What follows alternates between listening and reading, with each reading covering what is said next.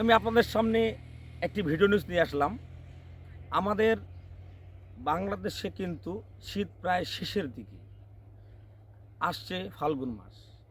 এই ফাল্গুন মাসে বিভিন্ন গাছে ফুল ফোটে। আপনারা দেখতে পাচ্ছেন যে আমাদের ঠাকুরগাঁয়ে কিন্তু সরিষার বাম্পার ফলন হয়েছে। আমাদের ঠাকুরগাঁয়ে 22টি ইউনিয়ন রয়েছে এবং ঠাকুরগাঁও জেলায় মোট সরিষা আপনার 17,503 হেক্টর জমিতে সরিষার বাম্পার ফলন হয়েছে।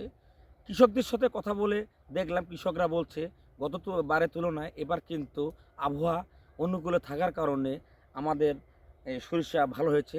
আর মাত্র কয়েকদিনের মধ্যে এটা ফুল দেখতে পাচ্ছেন, কিন্তু এখানে দানা হয়েছে।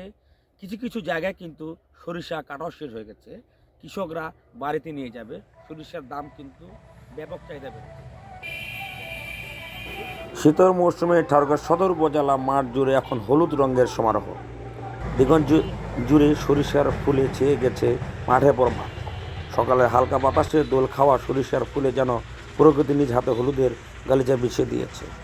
31শে জানুয়ারি সরজমিনে ঠাকুরগাঁও জেলাসহ 22টি ইউনিয়নে বিভিন্ন গ্রামের মাঠ ঘুরে দেখা গেছে চারদিকে সরিষার ফুলের সমারোহ। কোথাও কোথাও ফুল ঝরে গিয়ে ইতিমধ্যে সরিষার ফলন ধরতে শুরু করেছে। উপজেলা কৃষি বিভাগ সূত্রে জানা গেছে, চলতি মৌসুমে আবহাওয়া অনুকূলে থাকা এবছর সরিষার বাম্পার ফলনের সম্ভাবনা রয়েছে।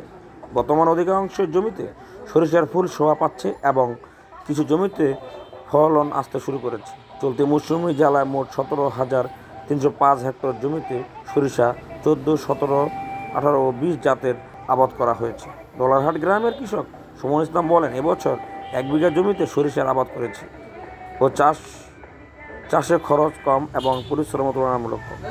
আবহাওয়া অনুকূলে থাকার কারণে সরিষার ফলন ভালো হয়েছে।